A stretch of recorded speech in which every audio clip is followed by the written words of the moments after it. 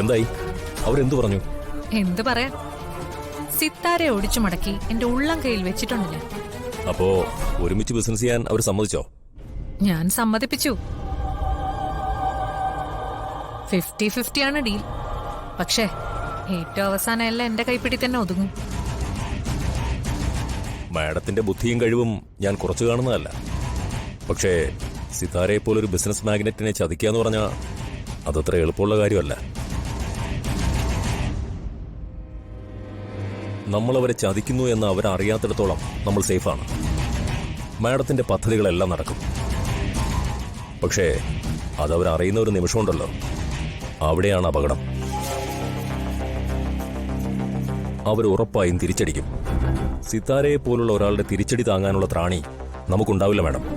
പണവും സ്വാധീനവും ആൾബലവും മാത്രം വെച്ച് നോക്കിയാ മൂർത്തി പറഞ്ഞത് ശരിയാ. പക്ഷേ ബുദ്ധിയുടെയും തന്ത്രത്തിന്റെയും കാര്യത്തിൽ ഞാൻ സിത്താരയ്ക്ക് മുകളിൽ തന്നെയാണ് മൂർത്തി. സിത്താരയുമായി ഞാനിപ്പോ വെച്ച ഡീൽ അത് വെറുതെ അല്ല. സിത്താരയുടെ അഹങ്കാരം പിടിച്ച മോൾക്ക് കൂടിയുള്ള പണിയാ. അവളെന്നെ റോഡിൽ വെച്ച് അപമാനിച്ചതിനും ആ സ്ഥലം വിൽക്കണ്ട എന്ന് പറഞ്ഞ് തടസ്സം ഉണ്ടാക്കാൻ നോക്കിയതിനും, അങ്ങനെ എല്ലാം ചേർത്ത് ഒരു വലിയ ചതി. അതാ ഇപ്പൊ എന്റെ മനസ്സിലുള്ളത്. നിഷ്കളങ്കത നടിച്ചും അവരുടെ നല്ല മനസ്സിനെ വാനോളം പുകഴ്ത്തിയും സംസാരിച്ചാൽ മാത്രം മതി. എന്താവശ്യപ്പെട്ടാലും സിത്താര അത് സാധിച്ചു തരും. അതാ നമ്മൾ മുതലെടുക്കാൻ പോകുന്നേ. അല്ല, എന്താ നമ്മൾ ചെയ്യാൻ പോകുന്നത്? നമ്മളെ പുതിയ പുതിയ പ്രോജക്റ്റുകൾ കൊണ്ടുവരും. ആദ്യം കൂടുതൽ ഫണ്ട് നമ്മൾ ചെലവാക്കും. പിന്നീട് ചില അപ്രതീക്ഷിതമായ സാഹചര്യങ്ങൾ നമ്മൾ ഉണ്ടാക്കുകയും സിത്താരയുടെ നല്ല മനസ്സ് മുതലെടുത്ത് മുഴുവൻ ഫണ്ടും അവരെ കൊണ്ട് ചെലവാക്കുകയും ചെയ്യും.